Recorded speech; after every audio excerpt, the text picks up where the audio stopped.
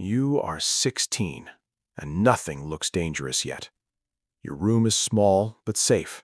Your bed is warm.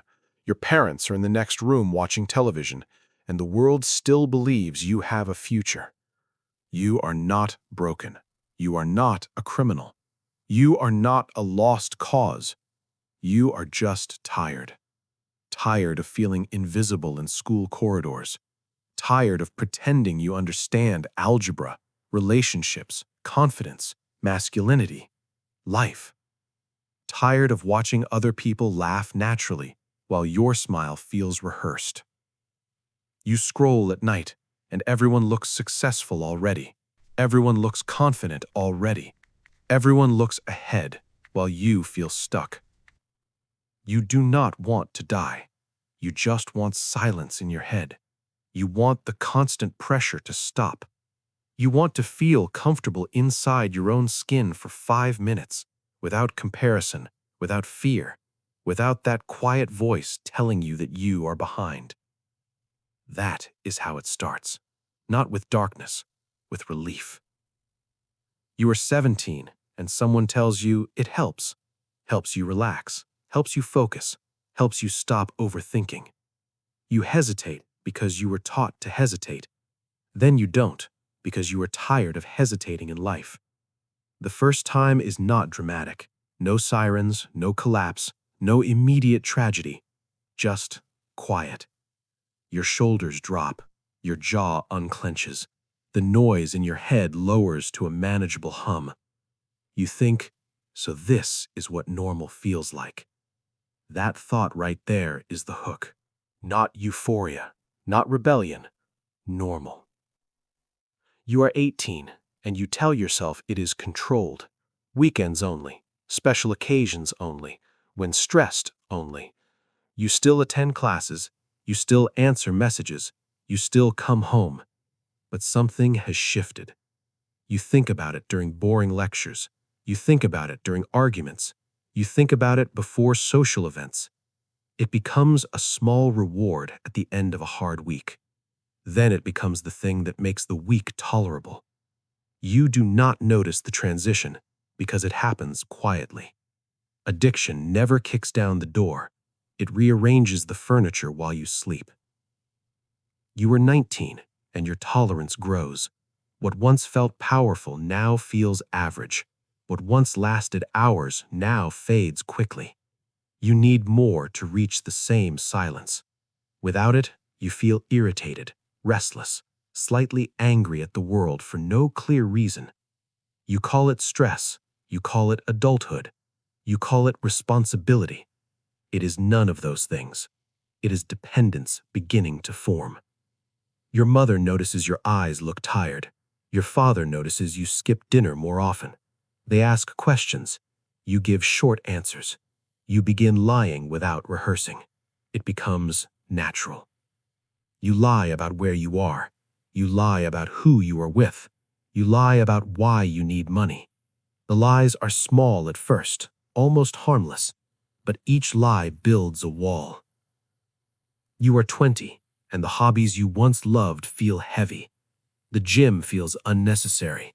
Music feels dull. Friends feel exhausting. Family gatherings feel like interrogation rooms. You start isolating, not dramatically, but gradually. You prefer being alone because alone means no one is watching you, no one is judging you, no one is noticing changes. Your world shrinks, not in one day, in tiny daily decisions. You are 21 and money becomes a problem. You do not see it immediately. You just notice you are always slightly short, then more short, then completely short. You borrow from friends. You promise to repay next week. You believe you will. Intentions are honest. Results are not. You begin selling small things, electronics, clothes, gifts. You call it simplifying. You know it is not. Your sleep is broken now. Some nights you cannot sleep at all. Some nights you sleep 12 hours and still wake up exhausted. Your appetite changes, your skin changes, your energy changes. You avoid mirrors because the person looking back seems unfamiliar. You are 22 and you wake up one morning shaking slightly. Your heart beats too fast. Your thoughts are racing without direction. You feel like something terrible is about to happen. The terrible thing is simply that you have not used. That realization frightens you, but not enough to stop. You tell yourself it is temporary. You tell yourself you are still in control. You miss work once, then twice. You receive warnings. You promise improvement. You believe your promises when you say them, but your behavior does not follow. You lose the job. You blame management. You blame stress. You blame circumstances. You never blame the dependency because naming it would make it real. You are 25 and your life is divided into two realities, the version you show and the version you live. Online, you look fine. In reality, you are constantly calculating. Do you have enough? When is the next time? How long can you stretch this? Planning revolves around it. Budget revolves around it. Mood revolves around it. Without it, you are irritable, anxious, uncomfortable inside your own body. With it, you are temporarily stable. That is the trap. You are no longer chasing pleasure. You are avoiding pain. You are 27 and your health sends warnings. Blood pressure unstable, heart racing, weight fluctuating, mood swings unpredictable. A doctor tells you clearly you are damaging yourself. You nod respectfully. You leave. You continue. Because stopping now means facing lost years, broken trust, financial damage, wasted potential. Continuing feels easier than rebuilding. Your parents age faster. Their patience becomes quieter. They love you, but from a safer distance now. They have learned that hope can hurt. You are 30, and you look older than your peers. They are building careers, buying homes, starting families. You are managing survival. You avoid reunions because comparison feels like humiliation. You avoid mirrors because honesty feels brutal. One night, you look at yourself and genuinely do not recognize the person in front of you. The confidence you once wanted is gone. The relief you once chased is gone. Only maintenance remains. You are 32 and something breaks. Maybe it is a health scare. Maybe it is financial collapse. Maybe it is simply exhaustion. You realize you are no longer living toward anything. You are living between doses of relief. That realization is heavy. You consider recovery. The idea scares you more than continuing. Because recovery means discomfort without escape. It means rebuilding from scratch while others are years ahead. If you choose recovery, it is not cinematic. It is not heroic music and applause. It is sweating through nights. It is restless days.